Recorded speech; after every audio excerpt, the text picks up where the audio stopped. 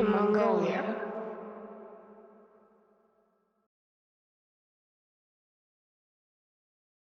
Манай өнөөдрийн нэвтрүүлгийн ерөнхий ивент тэтгэгчээр бүрэн скорынхаа ажиллаж байна. Баярлалаа та бүхэндээ. Ёо юм за ингээ байна. Алуулах чинь бүрэн скор баярлалаа. За наадам өнгөрөөд 3-7 хоног амраахгүй нэ та нар. Ерөөсөө хүмүүс ч биш нөгөө weekly яачваа, weekly-гээ үзмаар байна. Weekly гаргаад бүр донтонгуудтай болцсон юм шүү би. Тэр яагаад тэр сүүлийн нэвтрүүлгийн тэр сүүлийн хэсгийг үздэг юм бэ та нар чи. Нэрээ амарсан юм уу гэдэг. Үгүй тэр нэвтрүүлэг дээр би хэлсэн штэ л гэдэг. Үзье гэдэг. За тэгээд өнгөрсөн наадам өнгөрөөд маш олон сенсацууд боллоо. За наадам бол үнэхээр гоё юусан те. Маш олон хүний хүсэн хүлээсэн Орхон Баяр авраг маань авраг болсон байгаа. За тэгээд тэрнээс болоод ерөөсө бөө сенсац ерөөсө эхнэрээс нь нөгөө муу авраг болсон хүний чинь бүр сэтгэл санаагаар нунтал юм боллоо. За ингээд явжсэн манай хануугийн сенсац ороод ирлээ. Тэгэл дамраа юм дуураач гэж ши юм дуурал гэдэг. Би одоо юугаад буруу шүү дээ. Шал буруу юм ярьдаг тийм үстэй. Ямар хүн тэрийг дэмжиж сонж. Гэхдээ тэрийг тэгээ ярьж идэг мөнхүү шин бүр буруу. Шал тэнийг юм шиг. За тэгэнгүү тэр сенсацийг аваад нөгөө хүмүүс чинь сэвэл улс төрийн болгоо ячихшгүй бүр тэр чинь бүр юу вэ? Айдмат хийгээд бүр ингээд нөгөө төлбөртэй бүр явж идэв шүү дээ. Бүр тэгээ бүр гайхсан. Тэр бас хин Орхон Баярын юу бас амар олон тийм бот хаягнуудаас над руу ингээд бүр явуулаад 2-3 бүр ингээд яг нэг текст явуулаад энэ ихнэрийн баг юу яа юмаа гэдэг ингээд бүр юм зохион байгуулалт юм явж илж шүү дээ. За ингээд явж исэн чинь тэгээд арай гайгүй байжсэн тэгээд бензиний хямрал болоод ингээд хүмүүс бүх юмыг мартаад ингээд явлаа. Тэгээд маш олон мэдээнүүдийг багцлахад амар хэцүү байсан. Тэгээ ямар ч байсан мэдээнүүдээ нэг нэгээр нь ихнээс нь үзцгээе манайхаа баярлалаа.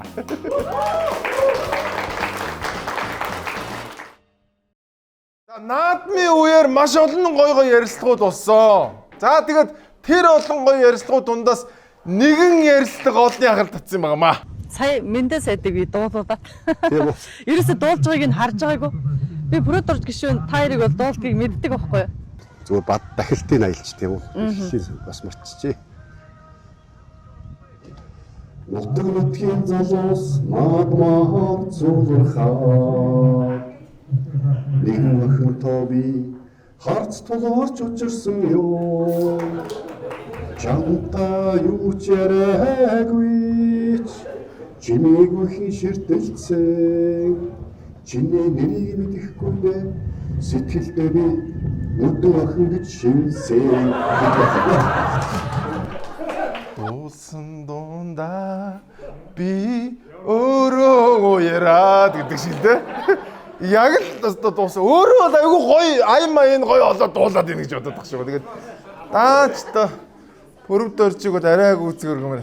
Пөрөвд орчоо ерөөс дууч явчихгүй өөрөө шаашдаг юм шиг ингээд яснаас мөлжүүлж байгаа. Сайхан бол.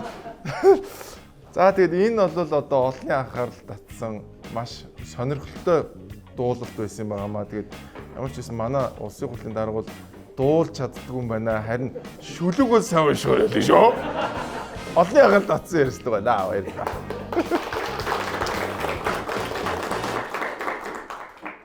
За бас яг наадмын үеэр баха. Одоо хүмүүс чи хөдөө гадаа явсан. Тэгсэн чи өстө бас нэг олонний анхаарал татсан бичлэг авсан.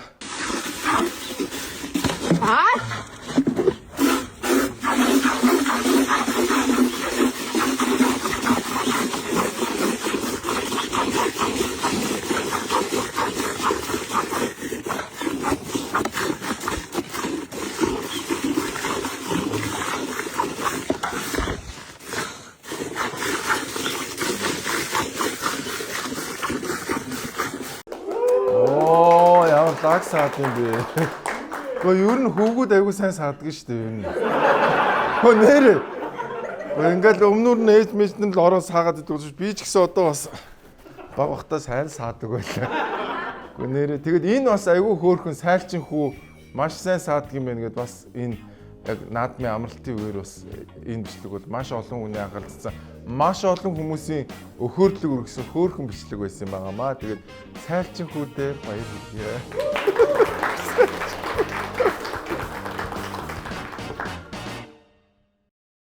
За мэдээж биднийг амарсаа би угаасаа наадмыг бол ярмааргүй угаасаа одоо сарын дараа наадам ярих чи одоо ямар ч удахгүй шүү дээ. Харин наадмын дараа дэлхийн хөл бөмбөгийн аварга болсон. За тэгээд дэлхийн хөл бөмбөгийн аваргын финалийн тоглолтуудыг бол монголчууд өстой олноороо үзсэн. Ямар вэ хит хаана дэрсэн бэ гэж хөл бөмбөг сануулдаг юм аа.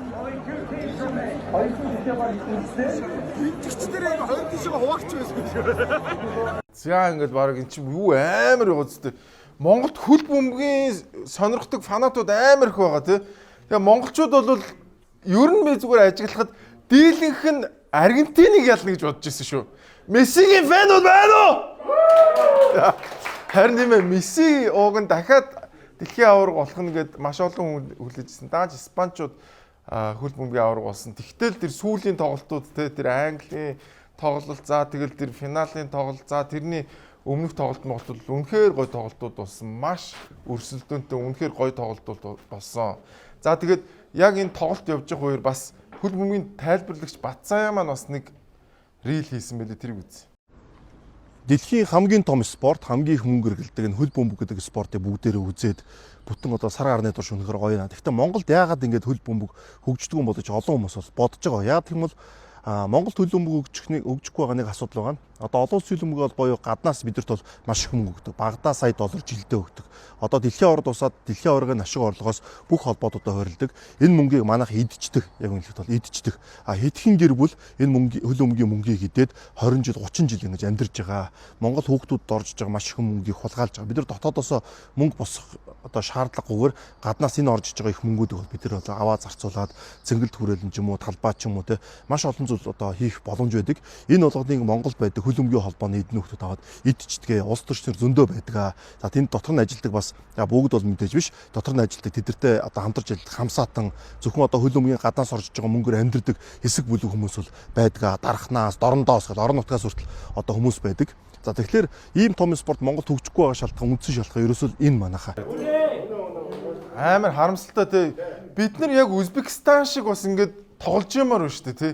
Ямар гоё вэ тий Узбекүүд ингээд малгай залгаагаа өмссөн ингээд тий амар лаг багтаа ингээд тоглоо тий. Тэр чи дэлхийн хөл бөмбөгийн аварга дээр яг л манайхтай адилхан манай хажууд явж исэн улс шүү дээ. Тэгэд үнэхээр хөгжмөр байна. Манай хөл бөмбөгийн холбооных нь тэр үед харин дэлхийн аваргыг үзчихсэн юм байгаамаа.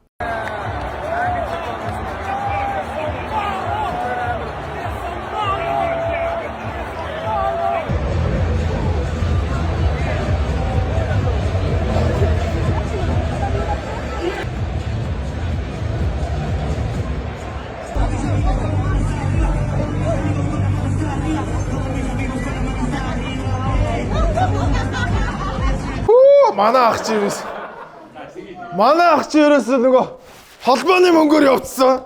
Хүн чи одоо ингэж хувцалж, ингэж мөрөхгүй гэдээ яг тэрийг өрсөстэй Монголын толгой аюу мөнгөөр. Тэгээд нэг хүн асуусан үгүй энэ одоо юу хөө ингэ яагаад байгаа юм бэ? Наа чи хөл бөмбөгийн холбооны мөнгөөр явж байгаа байна уу? Тэгээд Монголынхаа хөл бөмбөгийг хөгжүүлэх мөртлөө өөрсдөө тэнцээ ингэж жаргаад зугаалаад явж байгаа нь маш харамсалтай санагдсан. Тэгээд Монголын хөл бөмбөг хөгжөөсөө те тэгээд магадгүй 8 жилийн дараа 10 жилийн дараа те 12 жилийн дараа Монголын өнөөдрийн хүүхэд багчууд те дэлхийн аваргын тоглолтын финалийн тоглолтод за тэр байга гэдэгтэй ямар ч гэсэн тэр дэлхийн хөл бөмбөгийн аваргын тоглолтод оролцох хэмжээний тим болох боломж байгаа. Тэгээд тим байх болтугай гэдэг ерөөдийг тавь. Тэгээд манайхан баг идэж байгаа даа. Please бууж ийн.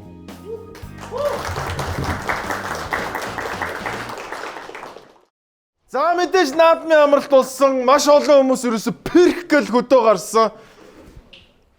Одоо стадионд ерөөсө ингээл наадмын хаалт явахдаа зэрэгцээл орог бүгд бөөнөр хөдөө явсан баг. За тэгээ манай монголчууд л юм чи ерөөсө гомдлоод ихсэн хөдөө явал. Тэгээд ерөнхий амралтын газруудыг үүн хүмүүсийг айгу бухимдуулдаг. Тэгээд юм айгу үнэтэй байгаа үед 300-400 мянгаар ингээд нэг газар хонох чаяг хэцүү шүү дээ. Энэ манай дотоодын аялал жуулч нэр арай л үнэтэй юу. Би энгийн гэр болон 200 мянга эсвэл онцог гэр би нэг 400 мянга байгаах гэж бол ер нь бол бодоод залхсан чинь 800 мянга. Тэгээ Монгол уу гадаад уу гэж асууж байгаа заяа. Аялал жуулч одоо хөгжих үү? Монголчууд нь бол юм гадаад ихээр бүр инээс илүү мэдээж үнэтэй байгаа шүү дээ.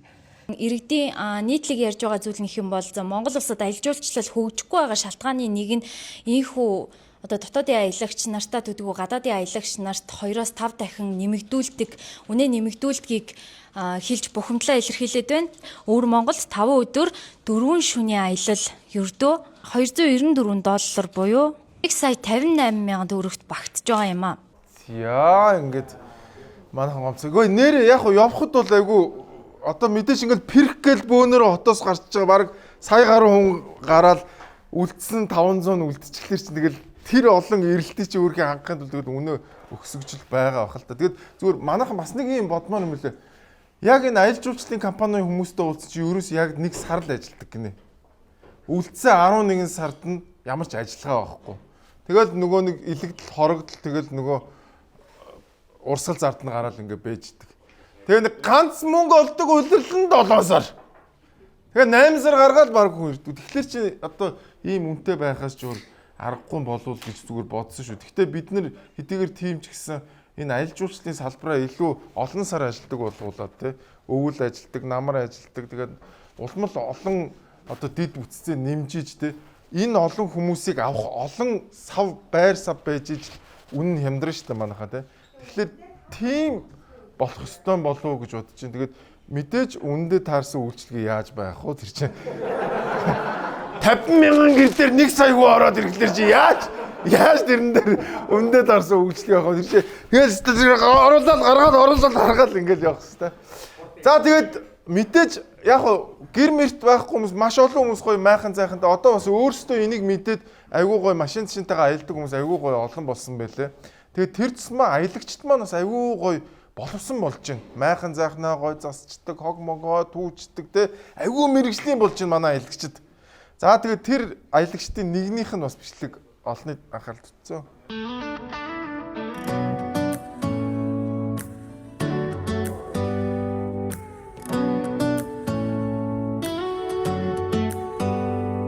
Do you hear that? Ямар хөөх юм бэ те? Харин ингээд ийм болоод байгаа байхгүй. Манайх чи ингээд ер нь юм чи ингээд байнга сайжирдаг шүү дээ. Манай аялагчид ч гэсэн айгүй сайн байна. Энэ жил бол харьцангуй бага хог хаялаа. Аялагчид маань ч гэсэн айгүй гой майхантай энд ингээд яагаад за яг хөө мэдээж гэр мэр бол амар үнд орсныг бол ойлгож байна. Тэр чи аргагүй шүү дээ. 10 хоногийн дотор тийм олон хүн орлуулсан тийм те. Тэгээд ер нь бол аялагчид маань сайжраад байгаа шүү. Тэгээ харин бид нар гол нь энэ капаситигээ томруулах, нэмэх тэгээ олон урьдчилалаар ажилладаг болох хэрэгтэй юм байлээ шүү. Тэгээд монголчууд маань сайхан ил, сайхан борлоо. Баярлалаа.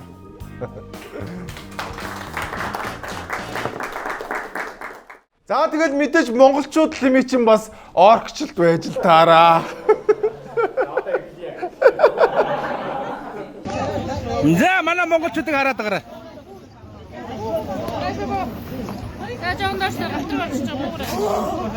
Газ нөхөнгүүрээр гарах гэж боо юм болж.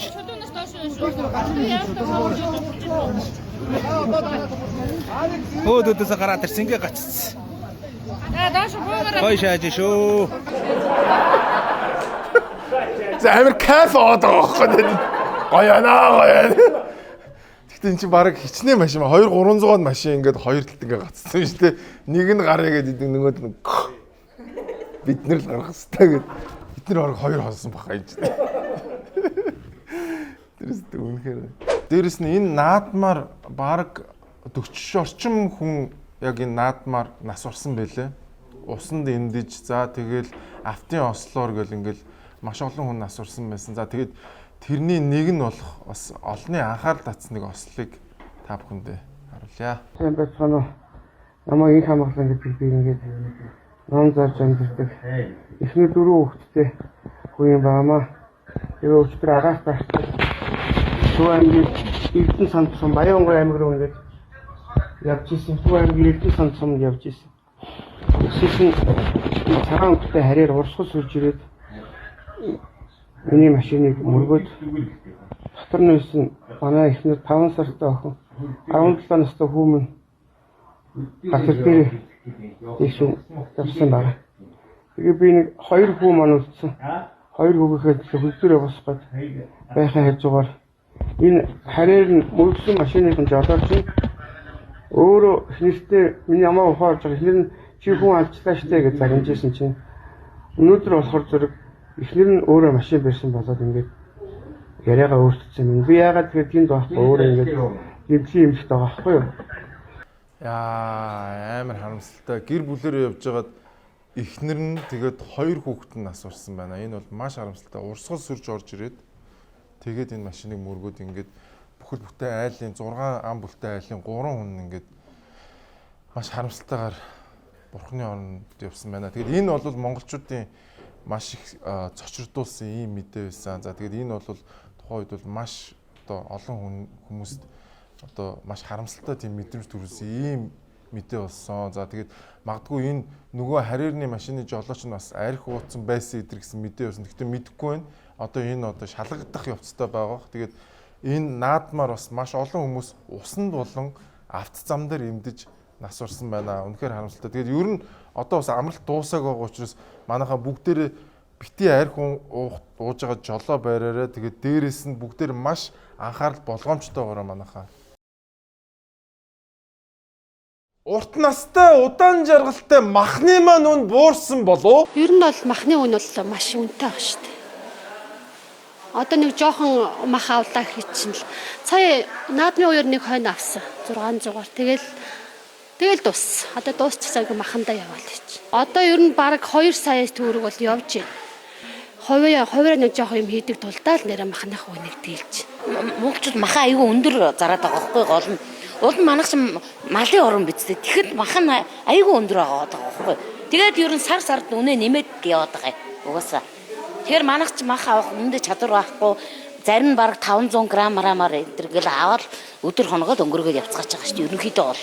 За махны үн уг нь өнгөрсөн жилийн үдээд бол нэлээд буусан байсан. Энэ жил бол яг буухад буусан. Гэхдээ сайн буусангүй. Мах үнэтэй хэвээрээ байна.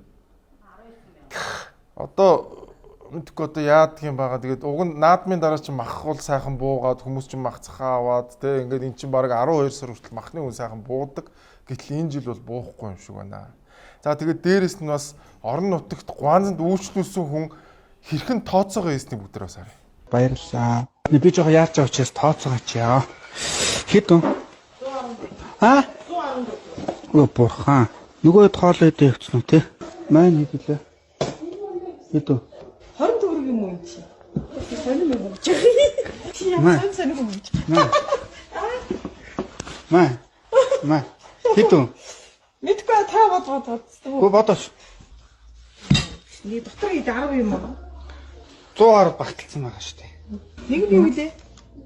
2000. 2000. За тэгвэл энэ юм аа. Чи яа сонир юм уу? Маа. Хэд вэ? Мэдгүй та бодож. Гү бодож. Та бод. Юу ч хийдэ. 10 юм шүү. Бити. Таа биш. Ийм дээ шүү дээ. За манайха миний яг нөгөө ярьжсэн чи яг үнэн болж таарсан. Энэ бол зөвхөн махны үнийн өсөлт биш болж таарсан. Энэ инфляц буюу Монгол төгрөгийн худалдаа авах чадвар буурсан байна. Бүх юмны үн нэмэгдсэн. Бүх юмны. Зөвхөн махан гаралтай юмны үн биш. Ерөөс бүх юмны үн нэмэгдсэн байлээ шүү. Дээрээс нь долларын эсрэг төгрөг суларсан. Бүр 3620 морь болцсон явж ирсэн. Одоо бас арай гайгүй болсон баг. Тэгээ энэ бол юутай холбоотой үзэгдэл болсон бэ гэж энэ махны худалдаа чинь малчтай холбоотой ч үсэ. Энэ бол төв банкныхны асуудал болж таарсан. 500-600 гулуу ажилчаад монголчуудыг ингэж төгрөгийн ханшийг унахаас энэ Монгол банкны улгаачууд ичээж. Энэ нь шүү дээ хамгийн муухай нь шүү дээ. Энэ татвараас муухай заяа. Энэ татвараас муухай үлчиж байгаа. Зүгээр тэнцээ манусын карманд байгаа мөнгө хэвлэх замаар авчид үнгүүдүүлсэн байгаа байхгүй. Тэгэл хөөрхий иргэд хоорондоо ингээд үзэлцээд идэг энэ малчид энэ юу гэж үзэлцээд яг үнэндээ тэр Монгол банкнд ажиллаж байгаа тэр дарга нарын хүүхдүүд нэртэй нэг баахан том тоо утсан хүүхдүүдэд асуудал байхгүй юу. Хөөе Монгол банкныхаа ичээчээ та нар. Тэгээ хамгийн муухай нь шүү дээ. Хамгийн муухай нь энэ инфляц яадаг вэ гэхлээр хамгийн ядуу хэсэгт хамгийн хүнд тусна. Харин хамгийн баян чинэлэг буюу хамгийн түрүүнд мөнгөнд хүрж байгаа хэсэгт хамгийн одоо сайхан одоо хамгийн ашигтай байдаг. Энийг кантильоны эффект гэж нэрлэдэг. Та бүхэн ChatGPT-гээс хараарай. Монгол банкныхныг би бүр хараасаа гэж хүсэж байна энийг. Тэгээ ичээч Монгол банкныхаа та нар ямар амар ичдэг юм бэ? Иргэдийнхээ энэ тооцоо төлбөр хийж байгаа төгрөгийг ийм новшийн бүхсний цаас болгосондоо та нар юус ичихгүй байна уу? Амар өндөр цалин авч байгаа шүү дээ эдгээр. Монгол төгрөг хошногны цаас болсон байна. Ийм болгосон хүмүүс нь төв банкнд сууж байгаа манайха малчтын буруу өрөөсөө биш.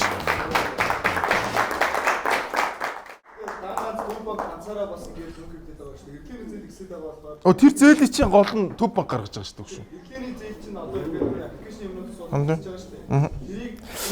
Яагаад хэрэглээний зээл ихсэж байгаа гэж ингэж байгаа. Инфляц 12%-тай тэгэнгүүтээ инфляц 12%-тай хадгаламжийн хүү бараг 12%-тай байнгут хүмүүс мөнгөө хадгалах ямар ч сонирхолгүй болчихж байгаа байхгүй юу? Тэгээд хэрэглээний зээл нэмэгдэж байгаа.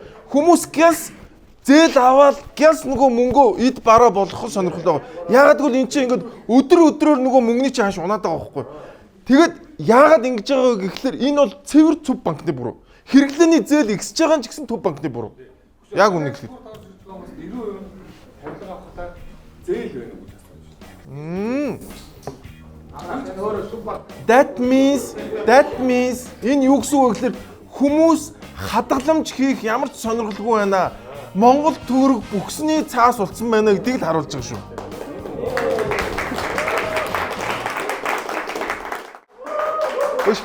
Манайха зээл авахд таны зээлийн оноо гэдэг юм амар чухал болсон байх шүү. За энэхүү оноог бүрэн скорынхан маань анх 2025 оноос хойш хөгжүүлээд тэгээ 2026 оны 5 сараас хойш зах зээлд нэвтрүүлсэн байна. Тэгээд та ер нь хэр сайн зээлдэгч вэ гэдгийг энэхүү оноогоор дүгнэх боломжтой байна. Ойролцоогоор 300-аас 999 оноогоор та зээлээ хэр хугацаанд төлж ийсэн, та хэр найдвартай юм бэ гэх мэтчлэн маш олон үзүүлэлтээр танд оноо өгд юм байна. Тэгэд энэхүү оноог ийм Монголио дээрээс 3000 төгрөгөөр одоо авдаг байсан бол 1000 төгрөгөөр авах боломжтой болсон байна. Та яг одоо ороод та өөрийн зээлийн мэдээллийн оноог шалгаарай. Та юу лээ? Тийм. Та зээлийн оноогоо хайрлахгүй бол өөр хинч таныг хайрлахгүй штэ манайха. Бүрэн скор зээлийн оноо. Баярлалаа.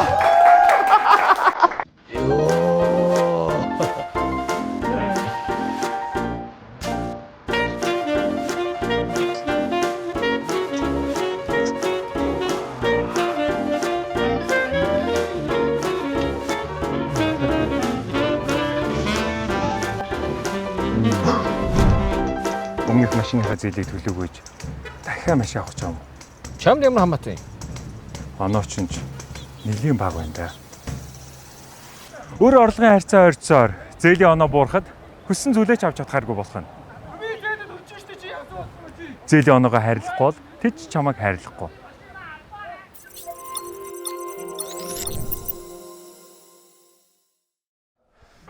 Тэгээд ямар сонин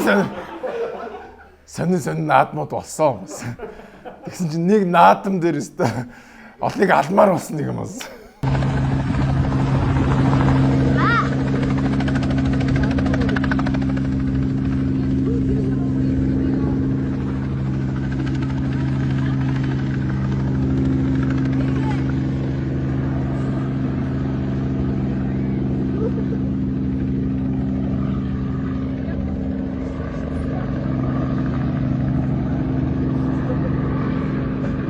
Төв аймгийн наадмаар бортлоотор эхлээ хүмүүс гайхаад юу болоод байгаа юм мэдээгүй байсан чи юм хаяад чинь ингэ нэг харсан чи боо. Хүшээ боо гэсэн чи бөөнөр. Тэгээс та нар доромжлоо гэж яасан. Тэгсэн чи юу нөгөө нэг Улаанбаатар хотын Сэргэлэнбаатар бортлоотор юм тараасан гэсэн чи үгүй би тараагаагүй гэлдэг.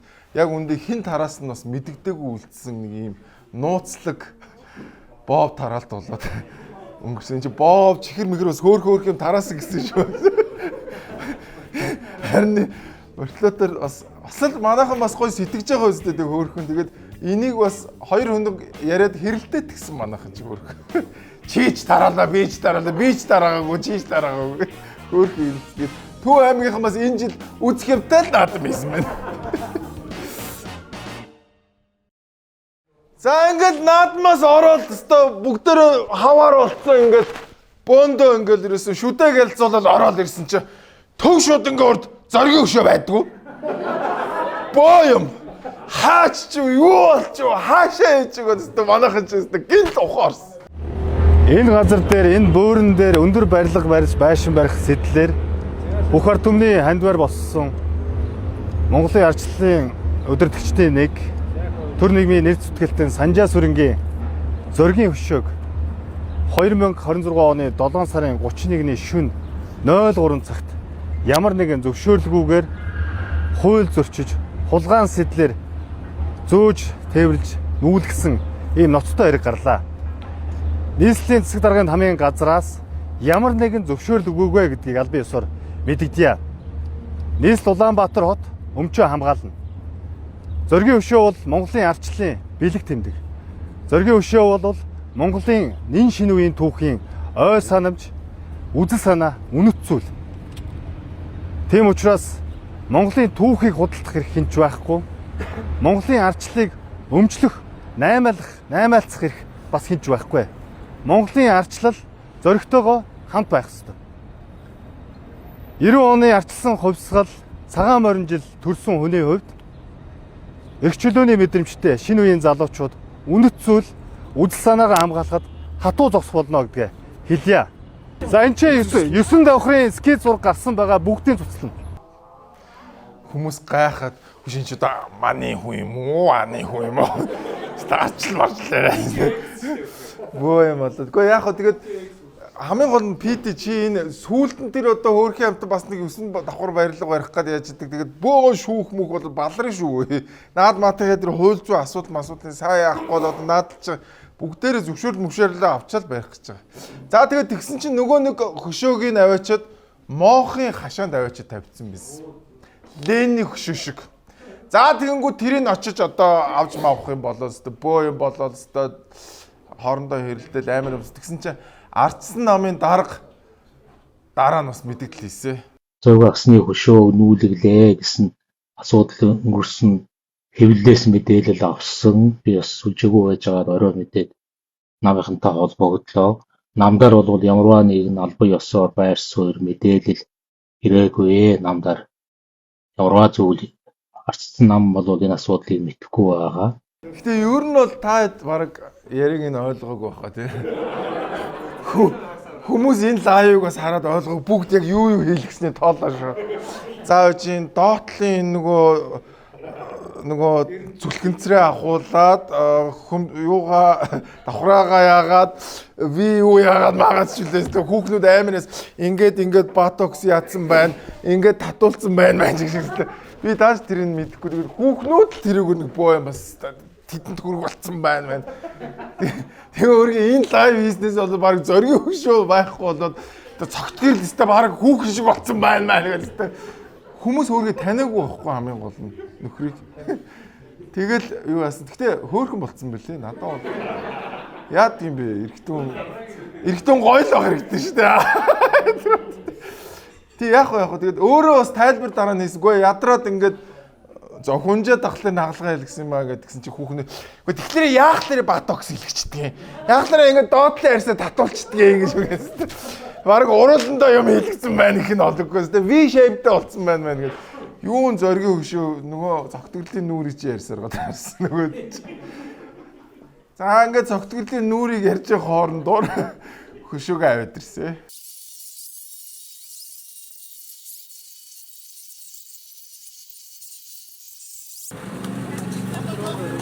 За ингээд ямар ч үсэн хөрхий хөшөө маань ирлээ. Тэгээд маш олон хүн ирж хайсны эцэст моохын хашаанаас Ленний хөшөө шиг хөрхий амт ингээд нэг юм буланд байж хат нь олж ирээд буцаад тавьсан. Тэгээд олон хүний сэтгэл амарсан. Ёох гэдэг. Тэгээд бас дээрэс нь дахиад нэг 9 давхар барих нэг ажил байгаад идэг. Одоо яадаг юм байгаа тэр маш буруу юмыг нүүлгэснээс эхэллээ. Зүгээр хашаа явж байгаа л гэс яачихгүй. Тэгэл шал буруу юм яагаад PR юу гэдэг юм бэ? Буруу явчлаа. Тэгээд ямар ч байсан зоргийн хөшөө буцаж ирлээ. За манайха нааша анхаарлаа хандуулаарай. Би та бүхэнд маш чухал зүйлийн талаар тайлбарлаж өгөх гэж байна. За энэ юу вэ гэхээр EP2 гэдэг гиз цэвэрлэгээний бүтээгдэхүүн байна. За хүний гиз гэдэг бол зүгээр хоол боловсруулах эрхтэн биш. Энэ бол хүний дархлааг одоо дангаараа авч явдаг ийм эрхтэн байгаа. Тэгэд хүний гиз цэвэрхэн тэнцвэртэй байх юм бол таны дархлаа болон таны бие тухтай мэдрэмжтэй байна гэсэн үг. За бид нар амаа угаахгүй 1 хоног яах вэ? 2 хоног, 3 хоног, за магадгүй 8, 10 хоног яах вэ? Бидний амнаас муухай үнэртэнтэй. Яг тэрнтэй адилхан бид нар гизээ цэвэрлэхгүй, дээрэс нь гизнийхээ баланс буюу тэнцвэрийг алдагдуулаад явах юм бол гиз ч гэсэн яг л амтай адилхан ийм байдалд ордог. Тэгэхээр та бүхэн гизнийхээ тэнцвэрийг хадгалахын тулд гиз цэвэрлэх EP2 энэхүү бүтээгдэхүүнийг заавал хэрэглээрэй. Би өөрөө энэхүү бүтээгдэхүүнийг хэрэглэсэн. Энэ үнэхээр сайн бэлтгэл байлээ. Тэгээд хамгийн гол нь гизний тэнцвэрээ хадгалаарай. Гизний тэнцвэр алдагдахлаар яадаг вэ гэхээр за гиз дүүрэх те байс гээд унгуулах. За тэгээд дээрэс нь одоо баас өтгөн хатах те дээрэс нь ингээд нэг юм гиз ингээд нэг эвгүй хоргоод идэг шүү дээ. Тэгэхээр энэ бүх одоо зүйлийг бол та бүхэн энэ бэлтгэлээр хангалттай шийдэх болно. Тэгээд та бүхэн энэ бэлтгэлийг захиалаад гизнийхээ тэнцвэрийг хадгалахыг хүсэх юм бол энэхүү дугаар руу залгаараа. Тэгээд танд маш дэлгэрэнгүй маш сайн зөвлөгөө өгөх болно. Энэ үнэхээр сайн брэнд байлгүй шүү манайхаа. Тэгээд гизнийхээ тэнцвэрийг хадгалъя, гизээ цэвэрхэн байлгаа манайхаа.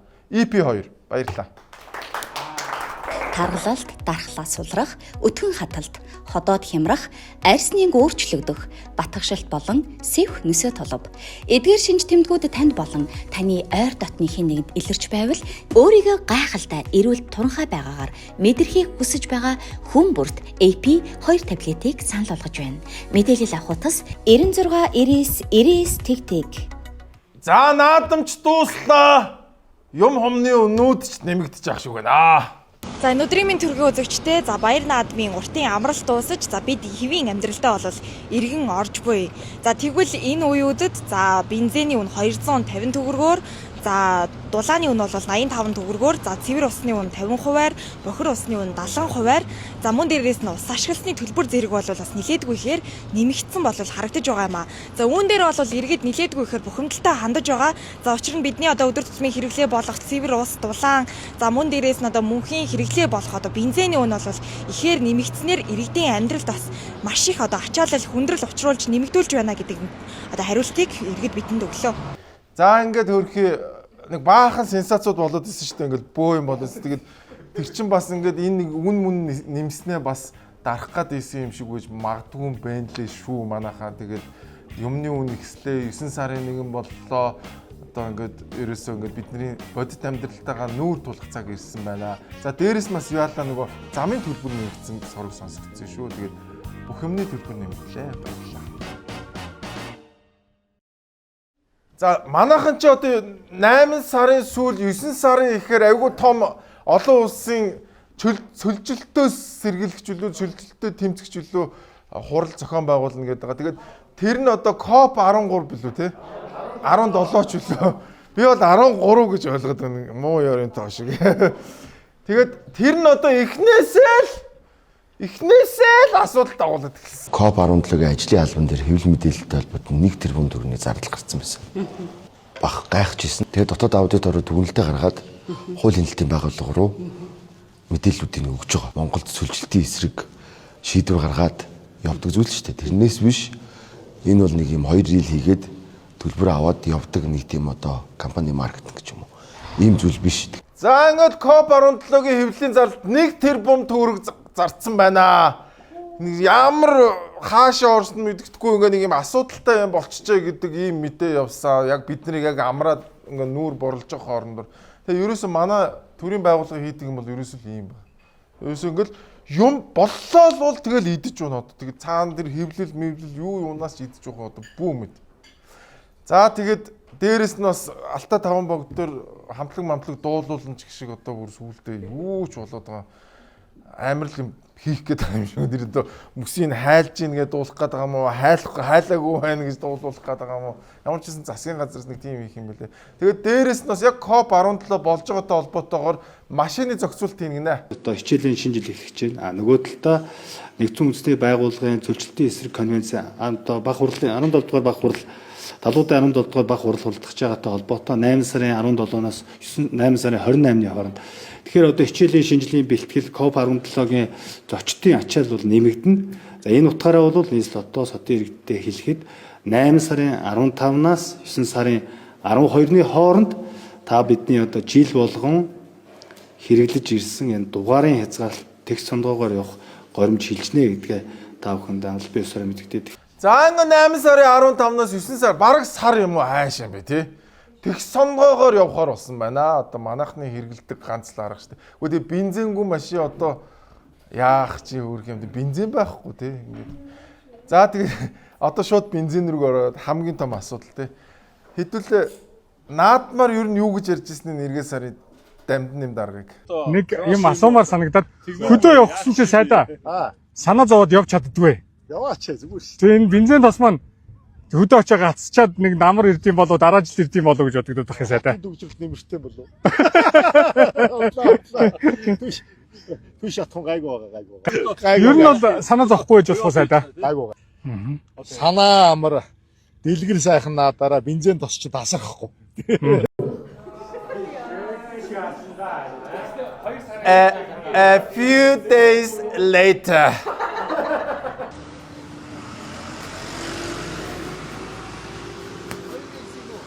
Сайн байна хаа. Өө сайн байна. Шатхуунд хэдэн цаг хойш юм бэ? Би одоо 6 цагаас хойш явж штэ ажилласаа буугаал. Сая Колонки Петровс дээр таслуулчлаа. Сая энэ Горгац дээр таслуулчлаа. Тэгэл одоо ийш азаг үзэл байж байна. Яндны асуудал болсон юм шүү дээ баг. Яг Колонкийн зүгээс түгээгч нь ямар тайлбар өгч байна? Манайх бүх бензин дууссан. Энэ Колонк зөв өгсөн Колонк байхгүй. Өглөө намайг зогсож байгаа. Тэгэд нэг хүн нэг залуу ирээд ам муурыгаад тэгсэн чинь шорт бензинээр харж байгаа. Тэгвэл манайх бензин өгөхгүй шууд ороо авчих түгээгч нь. Тэгээ гард юу танах яаж юм бэ? Та нар одоо нэг хүнээс нэг хүн ирүүдээ шийдэж байгаа. Бусдайгаа ингэж хохирож болохгүй шүү дээ гэсэн чинь өдрөхгүйгээ шууд бензин өгөхгүй тогтоож байгаа байхгүй. Хүнтэй маргалсны улмаас ерөнхийдөө. Тийм ингэж зогсоо ажиж байгаа шүү дээ. За арайгүй хэлгүй тий. Зүгээр маргал тэгвэл би өгөхгүй гэдэг арайш тэгээгүй буруу ойлгосон баг. За ингээл өөрхийн амт манайхан чи хотод орж ирэл бензингүй болсон. За тэгэл хүүе нөгөө бензин чин тасрахгүй гэдээс яасан гэдгсэн чинь нэг дарга гарч ирээд гисэн. Тэгэлгүй яадгийн. Та нар наадмаар арай л амар явцсан байна. Та нар 4 сар хэрэглэх бензинээр явцсан байж та булгаажуудаа. Та нарын буруу өөрсдөн рүүгээ долоогоо шаагсан чинь манайхан нэрээ бидний буруу юм уу? Арайгүй байлгүйтэй гэд бод. Тэгсэн чинь маргааш нь гарч ирснээр нөгөөх нь бас тэгсэн. Манайхан чи юу яриад байгаа бид нар юу гэж 4 сар хэрэглэх бензинээр явж идгээ. Манад угаасаа 4 сарын нөөц хадгалах танкч байхгүй гэсэн нөгөө гарнд гарч ирснээр за өстө уучлаарай жоохон хэтрүүлсэн байна гэнэ. Манайхан бүр гоё. За ингээд бензиндээ очирлол ёстой азны асуудал болсон. Тэгэл өөрхий бензин яаж байгаа гэхлээр өөрхий ингээд гордол нэг юмны ард очоод зогссон. Дуслаа гэдэг дараагийнх л яваад баг хичнээн цаг яваад байгаа тийм ингээд азар би машин гүм да. Тэгээд засгийн газраас тохируулга хийсэ. Өнөө шөнийн 12 цагаас эхлээд энэ өдөр дуусаад гэсэн үг. Улаанбаатар хотод календарын тэгш сондгоо өдрүүдээр машины дугаартаа тааруулж яг нэг тэгш сондгоо одоо дугаарын хязгаарлалт байдаг шиг бид шатхууныг олгоно. Нэг удаагийн цэнгэлтийг 50,000 төгрөгөөр хязгаарлалнаа Улаанбаатар хотод. Саунд өгөхгүй. Энэ одоо зохицуулалт бол нөөцийг зөв хуваарлах, байгаа орж ирж байгаа нөөцөө зөв хуваарлах. За ингээ нөөцийг зөв хуваарлахгүй ингэж нөөц хуваарлдаггүй шүү дээ энэ чинь. Зах зээл уг нь өөрөө ингээд айгүй сайхан зохицуулчих. За би тэрийг жоохон дараа нэрээ зэ. За ингээд хэлсний дараа бензин колонкууд бас эсрэгтлийн нөхдүүд байна бас. Ард түмэн сондгоод гişэн ягаад яаж бид нар ижлэхэл амьдрах гээд зүтгэжээ хамаагүй өгч байгаа. Тэр нэг сайд зураг маа зохицуулт хийгээд яаж юм гэсэн. Танах бол хамаагүй өгч байгаа. Би хамаагүй өгч.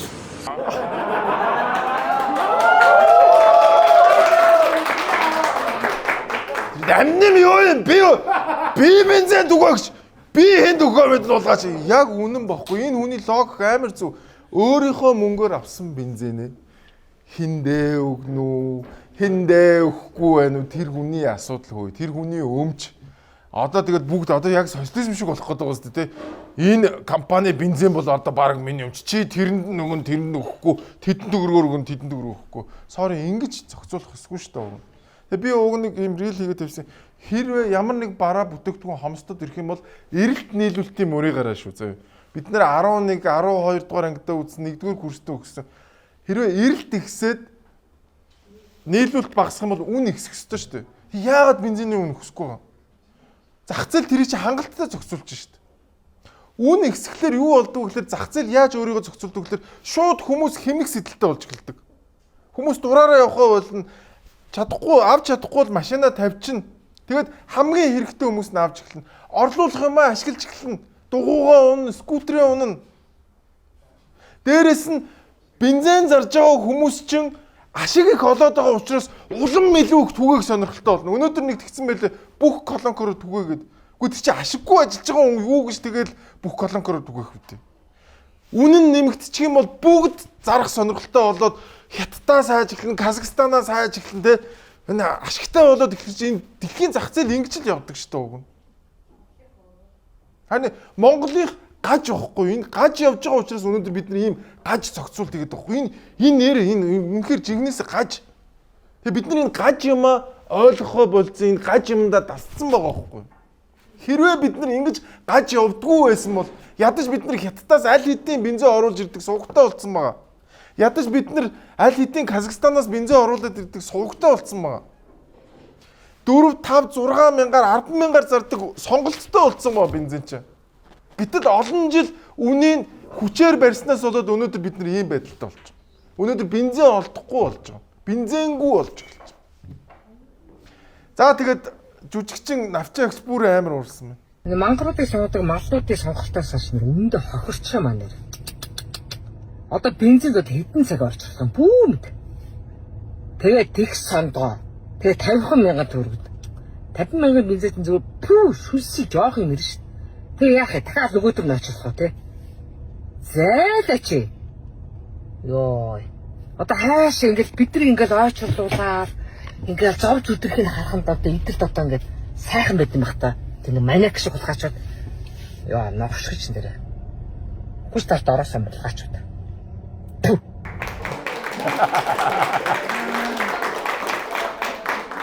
Ер нь ийм улс төрчид ийм шиг биднийг ерөөсөө үнэтэй нүүр тулгуурлах дурггүй. Ингээд бензинийг ийм хямдхан зарж байгаа юм шиг л харагдвал энэ чинь ингээд ийм illusion байхгүй даа. Ингээд биднэрт л хямдхан зараад байгаа юм шиг мөртлөө амар муу чанартай бензин эсвэл бол ганцхан монопол хэрэглэгчийг биднэрт ингээд тулгаад байна гэсэн үг шүү дээ. Цахилгаан ялгаа байхгүй. Хямдхан цахилгаан хэрэглээд байгаа юм шиг мөртлөө цаагаараа бидний татвар төлөгчдийн мөнгөөр тэнцээ татаас өгөл яваад байгаа шүү дээ. Яг ингээд харагдахгүйгээр амар үнэтэй бид нар цахилгаан хэрэглээд байгаа байхгүй. Яг энэтэй л бид нар ингээд үнэтэйгээ ерөөсөө нүүр тулж чадахгүй байна. Тэгээ монголчууд яг үнэтэйгээ нүүр тулахлаар уурлаад идэг. Тэгээ бид нар үнэтэйгээ нүүр тулахгүй удаан явах юм бол илүү хүн дээр тэр үнэн чин шанаа өгдөм байх шүү гэдэг бид нар ойрын хугацаанд энэ цахилгаан дээр харж чинь дээрэс нь бензин дээр харж байгаа шүү манайхаа. Амар сон ойлгоорой. Хэрвээ бид нар үнэтэй бензиний үнийг ингэж хүчээр барьдгүй байсан бол олон нийлүүлэгчтэй болцсон бензинийг одоо тэг бүр байхгүй болцсон гэд ингээд хитэн цагаар ойчлохгүй байсан шүү. Тэрийг ойлгоорой. Зах зээлийн жамаар нь явуулаач гэдэг хэлмээр. За тэгээд юу яасан? Монголчуудын ганц найдвар байгаа. Тэр нь юу вэ гэхээр нөгөө нефтийн үйлдвэр. Нефтийн үйлдвэр гэдэг найдвартай. За тэгээ хэдүүлээ нэг хэдхэн жилийн өмнө нефтийн үйлдвэрийн талаар юу болсныг бүгдээ харъя. Дотоодын зах зээлээ хамгаална. Бид өөрсдөө үйлдвэрлэж чадна. Энэ бол Монгол улсын засгийн газрын тэргүүний хамгийн том амбиц. Үүний эхлэл болгож нефт боловсруулах үйлдвэрийг барих шийдвэрийг гаргасан. Нефт боловсруулах үйлдвэрийн барилгын ажлын өмнө дэд үтэц баригдсан байх ёстой гэдэг үүднээс төмөр зам, авто зам, цахилгаан дамжуулах шугам хоолойг бүрэн барьж дуусгасан. Тэгвэл харин яг одоо үйлдвэрийн ажилчдын цоо шин хотхон сүндэрлэн босож байна. Зах зээлийн үнээс хямдхан үнээр өөрийнхөө одоо барьж байгаа н орон сууцнд ажиллаж амжруулна гэж байгаа. Тэгэхээр энэ одоо манай хотхон бол 95 айлын 3 орон сууц, 40 айлын 5 орон сууц, 32 айлын 2 орон сууц. Зөвхөн одоо нефтийн үйлдвэрийн төмөр замыг тавихад Үүнийг дагаад 200 ажлын байртаа болж байгаа байхгүй. Газрын тос боловсруулах үйлдвэрийн ажилчдын хотхны 1-р ээлж 2021 оны 6-р сард бүрэн дуусна. Харин 2-р ээлж 2021 оны 9-р сард ашиглалтанд орохоор төлөвлөгдсөн. Үйлдвэр баригдаад дуусгаар манай үйлдвэрийн одоо ажилчдын орон сууц гэр орон болох юм аа. Тэгэхээр энэ одоо сургууль цэцэрлэгийн байрыг бол үйлдвэр ашиглалтанд орохоос 1 жилийн өмнө эхлүүлэх нь зүйтэй гэж бодож байгаа. Одоо жишээ нь та бүхэн одоо Дорногов аймгийг харж байгаа. Энэ Дорногов бол цаашдаа одоо аж үйлдвэрийн маш том паркийн төв болсон. Эрдэнэ дахин шиг хот бий болох нь шүү дээ. За ерөнхийсэд байсан Ухнагийн хөрөсөг ерөнхийсэд байсан гэхэлэр энэ 2019 оны бичлэг юм шиг байна. 19 оны 20 оны бичлэг шүү зөө. Тэгэд үйлдвэрээ бариагүй байхдаа ямар ч үс ажилтныхаа байрыг барьсан юм байна. За энэ үед 2024 онд ашиглалтанд оруулна гэж ярьж ирсэн. Яг энэ үед. За энэний дараа хугацаа нь онцлоо. Бүгдээрээ 2022 оны бас бичлэг үзсэн. Одоо энэ үйлдвэрийг байгуулсаар олон тооны ажлын байр бий болно. Зөвхөн одоо үйлдвэрлэхэд бид нэр одоо 1000-аад хүн бол ажиллах ёстой. Мөн одоо дамжуулах хоолойнд ирэхэд одоо 300-400 хүн ажиллах ёстой байгаа. Энэ бол шууд одоо энэ үйлдвэрээр дамжуулах хоолойнд ажиллах хүмүүсийн тоо. Түүнээс гадна одоо шууд бусаар бол маш олон тооны ажлын байр шинээр бий болно. Юуны төрөнд одоо улсын төсөвт одоо манад гол үүрэг гүйцэтгэдэг манай нүүрс засгийн салбар гэж одоо газрын засгийн салбар бол тэдэнтэй дүүцгүй хэмжээний томоохон үүрэг гүйцэтгэнэ. Thank you first of all. We started this. Та бүхэн өнөөдөр харж байгаа бахаа. Өнөөдрийн бид бүхний энэ оруулж байгаа хүч хөдөлмөр бол Монгол улсад газрын боловсруулах үйлдвэрийг байгуулахад нэг одоо гүйцэтгэх байгуулагдана гэдэг одоо баталгаа юм аа. Тэгээд бид бүхэн бол 2000 одоогоос 4 жилийн дараа энэ хүү төслийг дуусгах гэж бол одоо үзэж байгаа. Энэ хүү хоолой нь болохоор халаалттай. Тэгээд тийм түүхийн нэгцээ өөрлөх хоолой байна. За энэ бол 22 оны бичлэг 2026 онд ашиглалтанд орно гэж ярьж ирсэн бичлэг. 2 жилээс хойшлцсан. За энэ жил одоо 26 он болцсон байгаа шүү дээ. Энэ жил юу гэж ярьж байгааг бүгдээрээ сонс. Газрын тосны үйлдвэртэй болохгүй бол бид энэ асуудлаас салахгүй. Энэ зовлонгоос салахгүй. Газрын тосны үйлдвэрийг бол одоо манай улсад шүүмжилдэг, янз бүрээр ярьдаг одоо хүмүүс маш их бий. Ямар хэрэгцээтэй болохыг нь бид бүх одоо харж байгаа байна. Газрын тосны үйлдвэрийн ажил өнгөрсөн оны 6 дугаар сард бол ерөнхийдөө зогсолтын байдалд орсон. Шийдэл байхгүй. За газрын тосны үйлдвэрээ бариад дуусгалаа гэхэд ямар нефтээр энэ үйлдвэрээ хангах юм бэ тодорхойгүй ийм л нөхцөл байдалтай байсан. Сүүлийн 1 жилийн хугацаанд энэний араас хөлсөж ажиллалаа. Ажил эрчимтэй явагдаж байна. Нөөцийн савнууд, хадгалах савны агуулгах савууд бүгдээрээ бүтэн баригдаад дууссан. Суурийн ажлууд бүтэн баригдаад дууссан. Иргэний барилгууд бүтэн дууссан. Усан сангууд дуусч байгаа аюулгүй байдлаа. Одоо нэрлэгийн том хэмжээний тоног төхөөрөмжүүд нь орж ирж байна. Үйлдвэрийг 28 он гэхэд дуусгахын тулд бүх хүчин чармал зохион байгуулалтыг хийж бид ажиллаж байна. Энэ үйлдвэрийг ямар нөөцөөр хангах гэдэг юм бэ? Ямар нефтээр хангах гэдэг, гаднаас хангах гэдэг гэдэг асуулт яригддаг. Үнэн 24 он, 26 он, 28. Тэгээд дээрэс нь хамгийн гол энэ нефт боловсруулах үйлдвэрийн төслийн зардал нь бүр хэд дахин өссөн. Анхныхаа зардлаас. Бүр хэдэн их найдаар өссөн. Сая энэ жил дахиад нөгөө нефт боловсруулах үйлдвэрийн дарга нь орж ирээд мөнгө гуйсан, мөнгөнд байхгүй гэсэн. Тэгээд дахиад мөнгөнд олгохоор болсон ингээд бүр үнэхээр дампуй болж байгаа. Яг үнэг. Тэгээд дээрэс нь яг үнэхээр Монголд боловсруулах тэр түүхийн нефт нь байгаа мó гэхэлэр үнэхээр байхгүй. За би 21 онд ингэж бичээд хүмүүст адлуулж ирсэн байна зөө. 21 оны Twitter шүү. Нефт боловсруулах үйлдвэр гэж дампуу төсөлд нэмэгдлээ. Эдийн засгийн үр ашиггүй импортын бензинээсээ үнэтэй үргэлж татвар төлөгчдийн мөнгнөөс татаас авдаг дампуу газар бий болно. Сүүлдээ түүхийн нефтээ Оросоос импортоор авна харж л байгаарай. Ашиглалтанд оролтлоо бас бөөн дампуу юм болно гэж 21 онд бичсэн. Би өстө ванга шигтэй биш зөө. Би ванга шигтэй биш. Энэ угаасаа л төрийн бүтээн байгуулалт ийм л юм болдог. Та нар хардаа оюутлогоо нөгөө нэг төслийн мөнгө нэмэгчлээ гэдээ орилоод идэг. Өөрсдийнх нь хийж байгаа бүр хэд дахин амар өндөр үнэтэй болсон. Тэгээ хамгийн гол нь энэ ямар нефт боловсруулах гэдэг нь ойлгомжгүй. Ийм л дампуу юм. Тэгэхэд нэг юм ойлгоорой монголчуудаа. Хүн юм хүсч болно. Хүн ямар ч хүсэлтэй Land Cruiser-тэй болмоор байж болно. 2 давхар байшинтай болмоор байж болно. Гэхдээ чиний хүслээр тоглоод тэ ямар нэгэн байдлаар чамаас мөнгө авч байгаа бол тэр бол луур واخгүй да. Улс төрчид ийм л луур хийдэг. Тэгээд маш их мөнгөөр эдийн засгийн үр ашиггүй ийм л бүтээн байгуул. Яг гоё л доо сонсоход гоё заяа.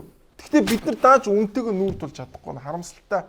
Ингээ ярихлаар бас надад дургуутсах. Гэхдээ үнэхээр энэ үйлдвэр чи эдийн засгийн үр ашиг байхгүй үйлдвэр болно. Энэ бол үнэхээр би үнэхээр дахин баталгаажуулж хэллий нэрээ. Тэгэд харамсалтай бензинч байхгүй, нефтийн үйлдвэрч байхгүй нэг юм байдалтай л байна да. Тэгээд түр ийм л байдаг гэж. Ингэсэн бил арда Петроус ингэсэн бил амар олон жилийн өмнө судалгаа хийгээд нефтийн үйлдвэрийг барих гэж судалгаа хийжсэн. Тэгээд Монголд барих юм бол нэгдүгээр газрын тоснд байхгүй маань хоёрдугаар эдийн засгийн үр ашиггүй маань аль хэдийн дүгнэлт гарцсан юм билээ. Тэгээд татвар төлөгчдийн мөнгө юм чи хэн хамаатай юм бэ? Яг л тийм. Лондонгийн хөрөнгийн бирж дээр хувьцаагаа гаргасан Invescore та бүхэнд автомашины зээл, за хэрэглээний зээл, за тэгээд бусад бизнесийн зээлүүд гээд маш олон зээлүүдийг илүү хөнгөн нөхцөлтөөр, илүү урт хугацаатаагаар, илүү их хэмжээтэйгээр та бүхэндээ санал болгож байгаа юм байна. За Invescore компани маань Казахстан, Узбекистан, Монгол гээд яг энэ одоо Төв Аз дотроо үйл ажиллагаа явуулдаг олон улсын санхүүгийн байгууллага байгаа. Тэгэхээр та бүхэн энэхүү найдвартай санхүүгийн байгууллагаар үйлчлүүлээд зээл аваараа манайхаа. Invescore илүү холыг хамтдаа. Таны бизнесийн өсөлтөд хүртсэх илүү найдвартай, илүү таатай бизнесийн зээлийг газар дээр нь шийдүүлж яваарай. Боломжтой гэнтийн хэрэгцээ бүрт тохирсон илүү хурдан, илүү найдвартай шуурхай зээлийг газар дээр нь шийдүүлж яваарай. Боломжтой Invescore. За ингээд хөөрхий бензингүй болоод за болио яах одоо болио одоо тэртээ тэргүй биднэрт азар цахилгаан скутер байгаа штэ гэж бодож итэл. Иргэдийн зарим нь скутер мопедыг хязгаарлах нь зүйтэй гэж байгаа бол зарим нь үгүйсгэж байна. Өдөрт олон ажил зохицуулах шаардлагатай болон яарч буй хүмүүст хамгийн хурдан төвжрэхгүй явах боломжийг скутер мопед олгодгоо. Гэтэл шатхууны хомсдол үүсэт байгаа энэ цаг үед зогсоож иргэдийн сонголтыг хязгаарлаж байгаа нь буруу гэж зарим иргэн ярьж байгаа юм а. Би өөрөө ундаг байсан болохоор жоохон ийш тийш явахд хэцүү л байна л да. Автобус угаасаа ачаалаад дийлдэггүй. Тэнгүүд одоо бас төгжрээтэй. Тэгэхээр нөгөө талаас ийш тийш явахд бол хэцүү. Уг нь бол бас яг ажил амжуулах хүмүүст бас хэрэгтэй байдаг шүү дээ. Яг нөгөө насныхаа хязгаартаа тохируулаад нөгөө унах хөстөө хүмүүс нь унаад явчих юм бол зарим үед бол яг хэрэгтэй байдаг. За өөрхий тэгээд одоо скутер хаагаад 7 онсон байна. Тэгээд скутер одоо хизээ орох яахын сураг байхгүй, бензин байхгүй. Автобус би хүнтэй. Би ч өөрөө нөгөө машингүй болохоор аягүй сайн мэдээд байгаа шүү зэ. Тэгээ автобус ирэхлээр бөө түгжиж мүгжиж байгаа арай гэж нэг юм. Тэгээ скутер байхгүй. Тэгээ скутерийн би асуулаа. Үгүй хизээ ажилтанд орох юм гэсэн чи мэдж байгаа алга. Нийслэлээс мэдж байгаа алга, 11 төв мэдж байгаа амтар алга, цагдаагаас мэдж байгаа амтар юусэн хаана байгааг нь мэдж байгаа амтар. Нэг биднийг одоо яаж зовоовол эднэр нэг зовх вэ гэж өдөр шөнөгөө бодож суудаг хүмүүс шиг л байх юм. Тэгээд скутер маань байхгүй болжээ хөрхий. Хизээ яах юм бэ? Гэхдээ алхлаа гэдээ одоо хол гэртээ хүмүүс яах юм чи аюу хэцүү.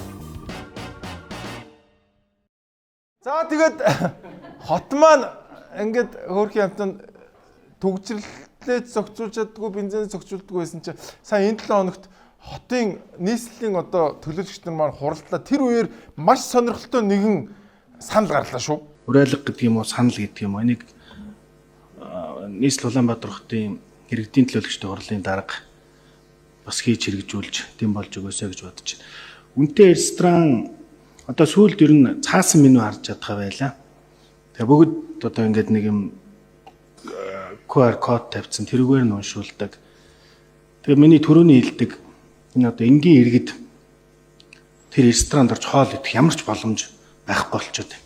Тэгэхээр энэ цаасан меню гэдгийг бол өг болж боломж болж байгаа тэр бүх газар байлгадаг баймир. Ямар ч орж болно шүү дээ. Нэг цалин буугаад эсвэл нэг хөдөө гадаанаас хүн ирээд гадна дотноос хүмүүс ирээд тэр хүний эрх зөрчиж байгаа хэлбэр юм шүү. Бүх юм технологиж болохгүй. Зөв шүү дээ. Би бол нэрээ төмөр төөмөгөө дэмжиж байна. Ер нь хэдүүлээ машин шиг хэрэглээч яа бүгдээрээ буцаад морд тэр рүүгээ орё. Тийм биз дээ. Гэхдээ энэ пиццад ер нь ямар хамаа байна.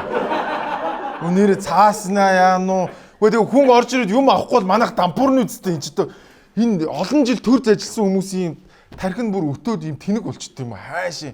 Энэ нөхрийн энэ хэдэн сая төгрөгийн үнэтэй утсаа ашиглаж чаддгүй тэндэл юм байгаа үз.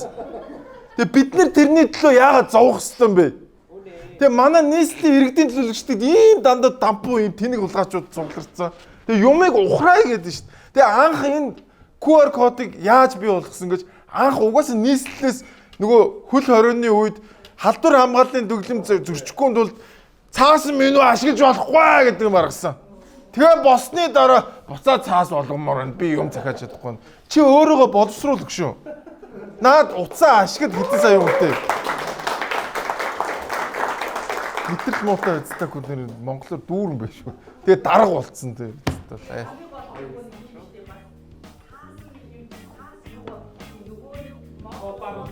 Тийш дээ. Нөгөө коп 17 зохион байгуулах гэдэг. Тэгээ модоо сайхан меню хийгээд байгаа. Үнэн бүтэхгүй. За нэг юм балаа юмнууд. За энэ жил чинь 150 мегаваттын эрчим хүчний дутагдaltaй байгаад байгаа. За дахиад тог тасарна гэдэг байгаа. За тэгээ харин азар урд хилдэг холбогдсон байна манайх. Энэхүү байгууламж нь Монгол улсын эрчим хүчний системийн найдвартай ажиллагааг бэхжүүлэх, өвлийн оргил ачааллын үед төвийн бүсийн хэрэглэгчдийн цахилгаан хангамжийг дэмжих, бүс нутгийн эрчим хүчний хамтын ажиллагааг шин шидэнд гаргах стратегийн чухал ажил бүтэлтэй бүтээн байгуулалт болж байна. Ямар ч энэ бол зүгээр нэг хуваарлах байдаг нэг байгууламж биш. Бүс нутгийн хэмжээний Монгол улсын эрчим хүчний салбар өмнөд хөрштөөгөө харилцах том цонх боломж нэгдлээ. За ёо ашгүй дээ ёо. Бид нөгөө бензин дээр нэг газраас харьяалтай одоо хамааралтай байх нь ямар амар том эрсдэлтэй бэ гэдгийг яг өнөөдөр харж байна те. Яг зөвхөн Оросоос бензиний хамааралтай байхлаар бид нар ингээд те цахилгаан дээр ч гэсэн харж ирсэн те. За Азар оюутлогоо компанийнхаа урд хөршөөс одоо цахилгаан авах тэр үү таалгыг нээсэн байна. Тэгээд баяр хүргье ямар. За тэгээ ямар ч байсан манайхаа ямар ч үсэн өмнө говь аймаг те төвийн эрчим хүчнээс авалгүй өөрсдийгөө урдаас эрчим хүчээ аваад хангachна гэдэг чинь ядаж нөгөө нэг 150 мегаваттын эрчим хүчний дутагдлыг ядаж талан байхгүй болно гэсэн үг. Тэгэхээр ядаж бид нар нэг 2 цаг тасрах байсан бол 1 цаг тасарнаа гэсэн үг. Бурхан минь. Тэгээд мэдхгүй явандаа магадгүй нөгөө хятадуудтайгаа хэлцээр хийгээд дахиад олон мегаваттыг нөгөө нэг цахилгаан станцуудаа барьж явах, хүлээж авах хоорондоо бид нар ингээд хятадаас аваад төвийн эрчим хүчнтэй нийлүүлэх боломжийг олгосон байна. Тэгээд ямар ч байсан те хувийн байгууллага бол юмыг хийд юм байна гэдэг энэчээс харж болох нэ. Ямар ч байсан нэг ч гэсэн сайн мэдээ бурхан минь. Ямар ч хоёр их үүсвэртэй болсон биш үү? Урдаас авдаг болсон байна, хойноос авдаг болсон байна. За манайха SkyTel-ийн сүлжээ орсон бүх газруудад 5G Max гэдэг Wi-Fi төхөөрөмжийг та бүхэн суйрлуулах боломжтой байна. За ямар нэгэн байдлаар шүү дээ те суйрлуулах ямар ч шаардлагагүй. Та энэ төхөөрөмжтэй байхад шууд Wi-Fi-тэй болж байна. За тэгээд 75,000 болон 100,000 төгрөгийн дата авсан хүмүүстээ Go Plus-ийн төхөөрөмжийг бас үнгүү дагалдуулж байгаа юм шиг манайха. Та бүхэн илүү дэлгэрэнгүй мэдээллийг SkyTel цэгийн болон өөрт ойрхон SkyTel-ийн салбараас ороод аваараа. Тэгээд 5G Max гэдэг Wi-Fi төхөөрөмжтэй болсон байх шүү манайха. Үнэхээр гайхалтай. SkyTel 5G Max. Max data, Max хэрэгтэй, Max хурд шүү манайха.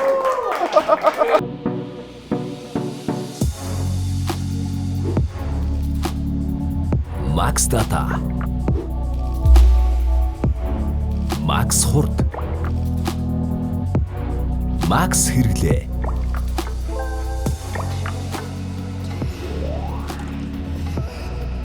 Max багц.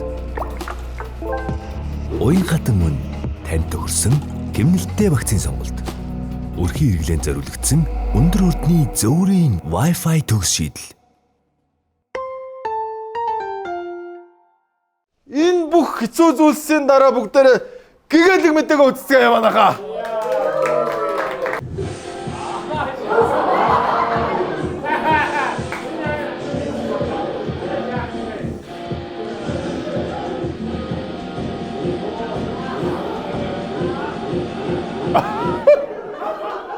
Тийм ээ.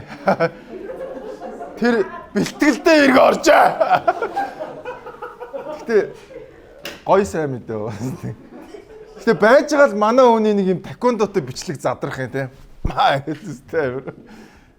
Ковидын үеэр бас нэг ингэж юу яаж байгаа зогсож байгаа бичлэг гарсан. Тэгээд ямар ч үсэн таквондогийнхонтой бэлтгэлд орсон байна.